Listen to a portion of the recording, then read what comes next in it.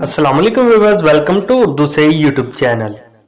Like the video, subscribe my channel and press the bell icon to get notified. नाम है शिफान।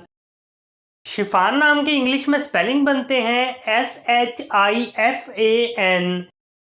शिफान नाम का इस्तेमाल लड़कों के नामों में होता है। शिफान नाम लड़कों के लिए मखसूस है। शिफान नाम का मजहब मुस्लिम है। शिफान नाम के मायनी हैं रहम, सब्र करने वाला।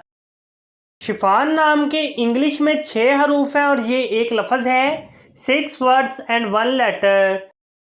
शिफान नाम के उर्दू में 5 हरूफ हैं और ये एक लफ्ज़ है। अपने नाम का मीनिंग जानने के लिए कमेंट बॉक्स में लिखिए। चैनल को सब्सक्राइब कीजिए, वीडियो को लाइक और शेयर कीजिए। Thanks for watching.